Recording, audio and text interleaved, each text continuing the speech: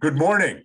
Today's Numbers Day, and welcome to the Workers by the Numbers blogcast presented by the Power at Work blog. I'm Seth Harris. I'm a senior fellow at Northeastern University's Burns Center for Social Change, and we're going to talk about the latest jobs, unemployment, and wages numbers that were released just 15 minutes ago by the Bureau of Labor Statistics at the Labor Department.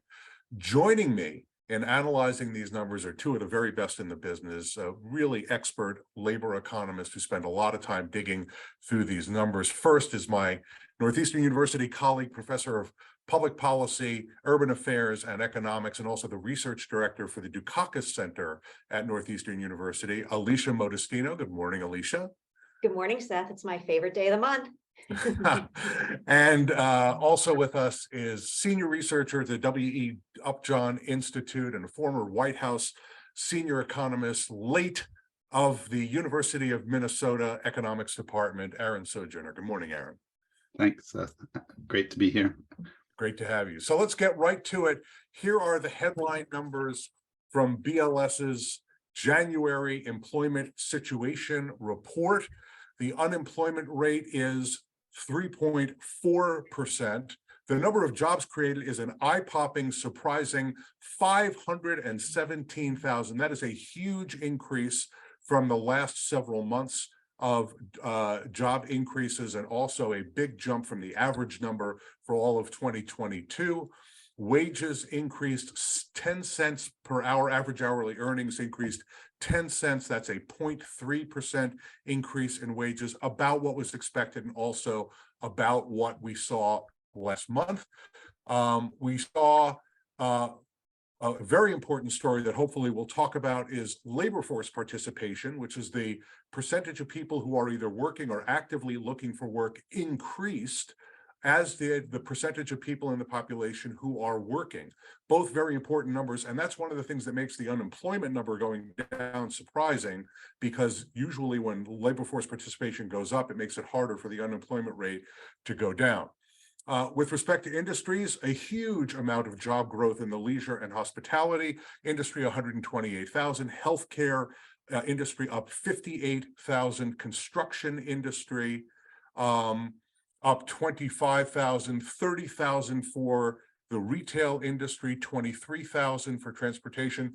Government, a big increase, but a lot of that was the University of California graduate workers strike.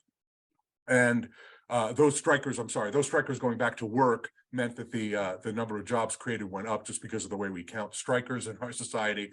And also the professional and business services up 82,000. And I'm told that we have our friend Bill Spriggs has just been able to join us. So Lexi, why don't you add him in and he'll join into the conversation. So while we're waiting for Bill to join us, Alicia, let's start with you. Is this report good for workers, bad for workers, or is it a mixed bag for workers? Well, by what we can see right now, it looks very good for workers. You don't really know how much of that 517 is possibly due to revisions, moving the jobs count upward. But, even if you took 100, 200,000 of those jobs due to revisions, it's still a very good number and beating most expectations. I think one thing that's really interesting is people had not been expecting such a big number, in part because of the headline layoffs that we've been seeing in tech, in Google and other places, FedEx. But, those layoffs are pretty well explainable, right? They're pandemic trends. We all stayed home. We bought a lot of stuff. We bought a lot of tech. We Zoomed a lot. And so, really that comes from overhiring during the pandemic and sort of correcting that overhiring. And so that turned out to not be a leading indicator for what's going on in the labor market, because really these gains were very widespread and even, reached a point where we're seeing some of the differences between groups that are narrowing, right? So we see the gap in the unemployment rate between Blacks and whites much more narrow now in January 2023 than in January 2020. So I'd say, this is a very good jobs report and unexpectedly good. Aaron, what do you think? Good for workers, bad for workers, or a mixed bag?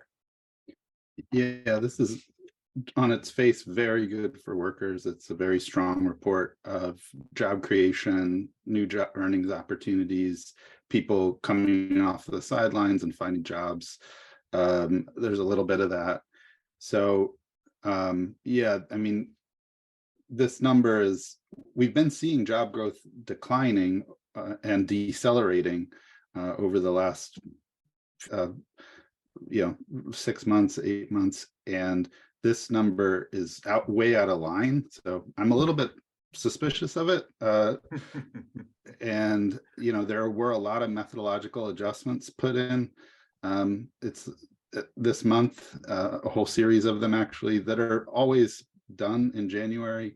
But the BLS plays everything totally straight, and they're doing their best to use new information as it comes in, but you shouldn't overinterpret any particular month. But on its face, this is a really strong set of estimates for workers, showing a lot of positive demand for labor growing. It's like 5 million jobs added last year, 7.1 million added the year before, in 2020 into January 2022. Those numbers are like, the biggest number in the recovery out of the Great Recession was about 3 million. So, we're seeing very rapid recovery. We're out of the pandemic recession. We're sort of back above where we were in terms of jobs, and this is a very strong report. Yeah, thanks. So, and let me also add one other fact that I didn't mention. In addition to the 517,000 jobs that BLS counted for January, BLS revised up the job creation numbers for November and December, that we're seeing in the economy. We're joined by my friend and former labor Bill Spriggs, who is a professor of economics, former chair of the Department of Economics at Howard University. And from our perspective, very important, he's the chief economist of the AFL-CIO. Bill, good morning. And let me start you right off with our first question, which is, I'm sure you've looked at the report. Huge job numbers, decline in unemployment. Is this a good report for workers, bad report for workers, or is it a mixed bag? No, it's a very good report for workers. And several mentions. The BLS makes a comparison between comparable definitions of employment for the household survey to the payroll survey. And the household survey this month was even stronger than the payroll survey, which adds some strength to the notion that this big number is probably real. Those numbers don't have to move in consort, and often if they don't, it means there's some sort of inflection point, or there are reasons why the two series don't align. The numbers show this sort of mixed result that we get, which is why I'm always angry at the Fed, that labor force participation for Black workers picked up. It picked up for Hispanic women. And if, these job opening numbers compared to unemployed workers really was a real thing, then we wouldn't get these anomalies. So for Black men, the unemployment rate went up, not for bad reasons, but for good reasons. So Black men increased their labor force participation. They just weren't overly successful at landing jobs. So the result was the employment to population ratio, the share of Black men holding a job, went up. Good news. But because so many returned to the labor market, more of them were unsuccessful. And so the unemployment rate went up. This was also true for Hispanic women. So when you look at groups that face these frictions of discrimination in the labor market, and you see them entering the labor market, and you see employers go, but that means they're still not desperate, and these job openings to unemployed workers doesn't mean what the Fed thinks it means in terms of scarcity of workers. Those numbers aren't possible. They're not consistent with that story. So, yeah, I mean, these numbers say that the declines that we saw in the growth rate of jobs, maybe that was a pause on the part of employers. Maybe they were taking their breath. Maybe they realize that the workers they're going to see don't look like the workers that they want to hire. So I think it's good news for workers. The wage growth year over year, again, I think is misleading. The big growth year over year are for workers in leisure and hospitality. All of this is increases in the minimum wage. And again, we had several states this past election cycle that raised their state minimum wage. And we still have a few states that have to finish getting to their target minimum wage increase. When you look month over month, or you look over the last 3 months, wage increases are still moderated. So I think it's really good news for workers that we added this many jobs, and that, as Alicia pointed out, we continue to narrow the gap in Black to white unemployment, which is another good thing that comes out of letting the labor market be at full employment. And again, as Aaron said, you know, we're pretty much back to the job level of before, but it's not a lot of low-wage jobs. We're gaining in manufacturing, Right. construction. This is good news for workers. Absolutely. All right, Aaron, let me let you go where Bill just went, which is let's beneath the headlines. What are the numbers that you're focusing on below these, and let's be honest, shocking, eye-catching headline numbers? What are the numbers below that level that you're in the details that you're digging in on? Yeah, so mention a couple. So one thing is, the average hourly earnings growth seems to have decelerated, which is a little surprising in the context of job growth, and but is consistent with sort of what we've been seeing lately. So we see this break in the trend a little bit in terms of accelerating employment growth, but the deceleration of wage growth seems to continue. That's on its face not great news for workers. You know, workers like wage growth. It's good for them, for their budgets. In the way that Bill alluded to, like, it's sort of at a higher order strategic sense, maybe better for workers because it makes Fed cooling the economy, trying to pull down wage growth and cool the economy less likely. There's tons of room for wages to grow because corporate profit margins have been extremely elevated during the pandemic, and there's a lot of value that workers and companies are creating together. And you know, right now a lot of it's been going to the owners of the companies. Labor share of the economy has actually been falling, even while we talk about all the worker power. So there's still a lot of room for workers to make gains. So that's one. Another one is that something that didn't happen, which I was worried about, which is that there wasn't a big surge in absences during January. You know, January 2022, a year ago. When you say absences, you mean people who are out sick from work? Yeah, sorry. So people who are missed an entire week of work because of childcare problems, health problems, or family obligations. A year ago, that spiked tremendously, coincident with a big Omicron wave, and put a lot of disruption into organizations, put a lot of crimp in supply and upward pressure on prices. And that didn't happen this month. And that's great news for the economy, for families, for all of us. Last thing is that temporary health services, which is kind of the most flexible piece of the labor market, and often falls in advance of recessions. It had been falling the last few months, which had me nervous and other people nervous, but it actually went up this month. So that's also good news in terms of not seeing a recession, recessionary pressures. Yeah, I think that is an important part of the story, and it's consistent with Bill's labor demand story, that we're just not seeing employers dramatically driving down the number of part-time workers who want to work full-time, for example. That's been very steady. We're not seeing hours going through the roof. So this story that's being told about, oh my goodness, I can't find any workers. There's no workers anywhere. I can't hire. I keep throwing money on the stoop and nobody will pick it up.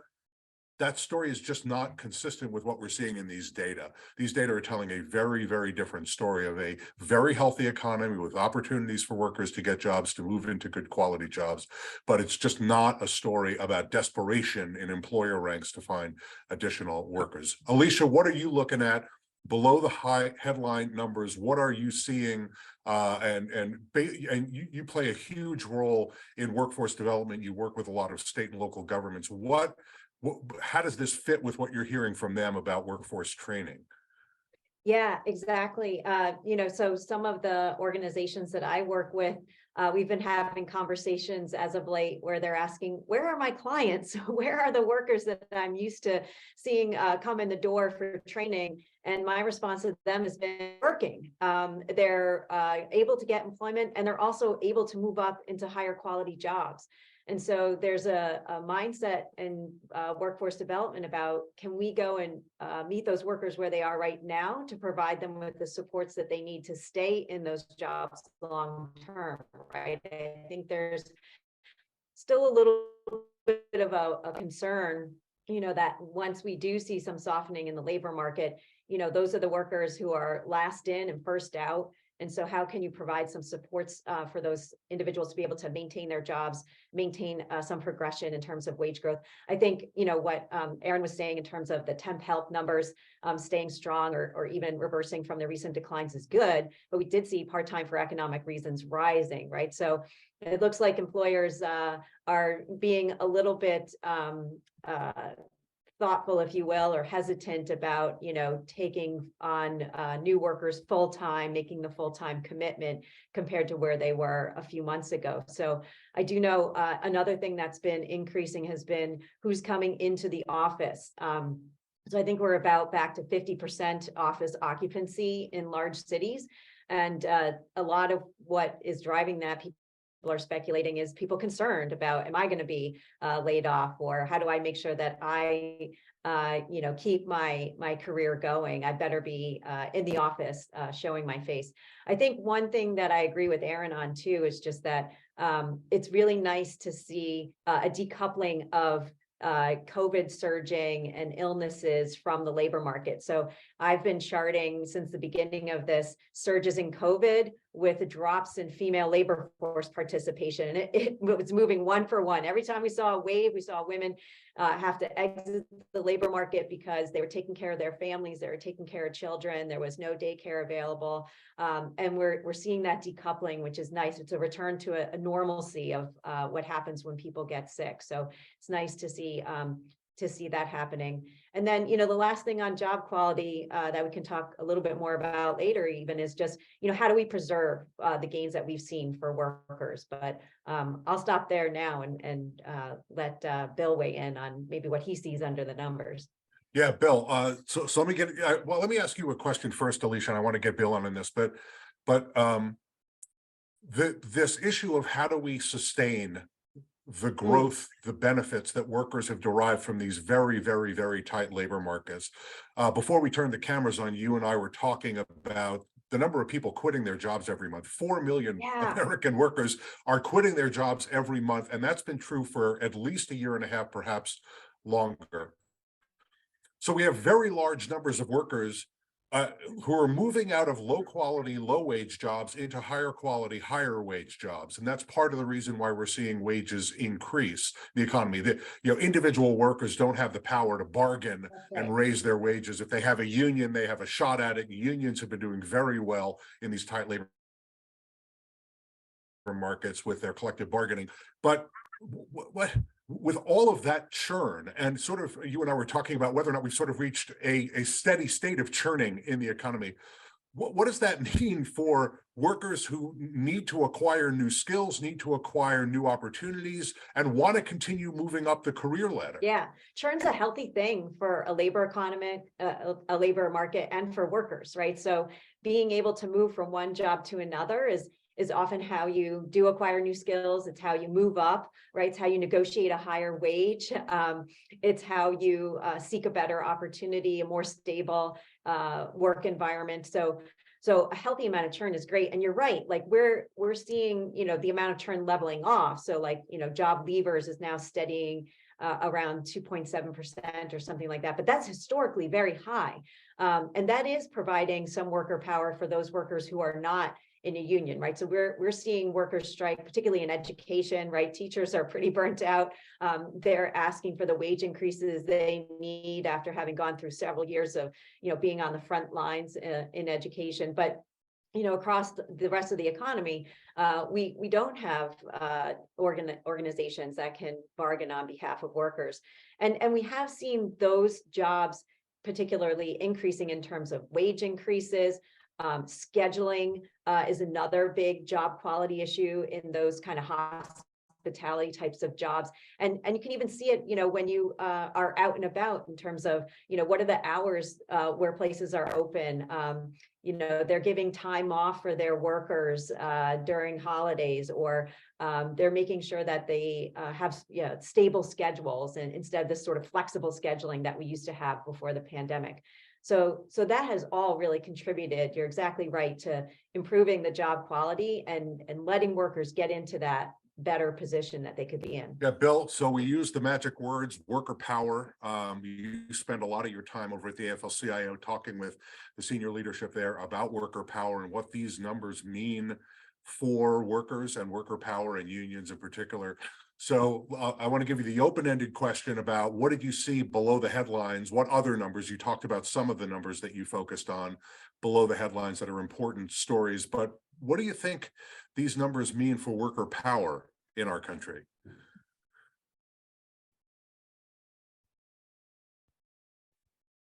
Sorry, you brought up what unions are able to negotiate. This hasn't changed the way that people think, as we've seen with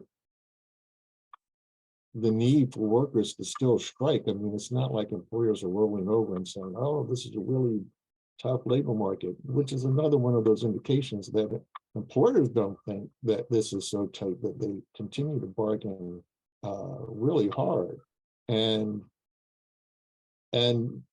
so I think the worker power story is really more about workers feeling that they can fulfill their dream of organizing, and we see organizing campaigns being stronger than they had been. So that's good news. But when you look at the wages for new contracts, they're modest, 4%, maybe 5% wage increases on an annual basis, not much more than that. Not in response to inflation, as the Fed fears that there's some sort of built-in ratcheting that will take place. Now, of course, we have the upcoming negotiations with UAW, where we still have a two-tiered labor market in which workers who gave massive concessions during the Great Recession that you and I both remember too well, and so they will want to continue to return to 2008 single level contracts. But in terms of the numbers, I always look at the labor force flow numbers, and this is the argument that we don't really know a good measure for labor force participation. It's continuing to be the case that those not in the labor market are overwhelmingly, when they come into the labor market, landing jobs compared to being unemployed.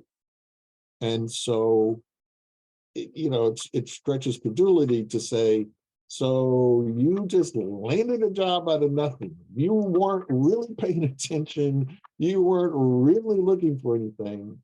I think it's clear that a lot of people who are measured as not in the labor force probably have a marginal attachment to the labor force that we're just not getting at. And that success rate is good news, because it means that, unlike what the Fed thinks, there's lots of room for the labor market to continue to grow, and that it's probably not as tight as we may think. The response for many workers to holding multiple jobs as a way to get higher income, we see women being far more successful as they add additional jobs. This isn't good news necessarily for workers, because it means that the wages aren't rising as much as they'd like, and they're trying to solve it with more hours. I'm a little disturbed that the long-term unemployed went up. These are workers who are very heterogeneous. This is not a story about low-skilled workers. Long-term unemployed are people who face all of these frictions that we don't have a good way of measuring, because the long-term unemployed are so heterogeneous.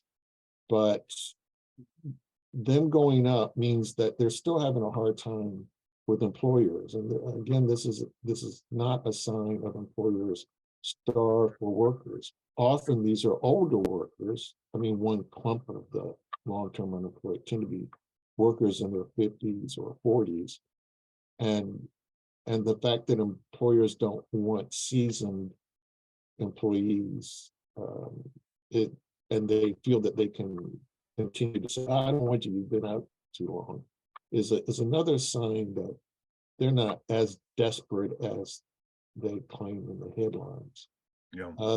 The other thing is a ton of money is sitting with state and local governments that still hasn't been spent, that is mysterious to all of us, why state and local government employment hasn't recovered anywhere near where it had been.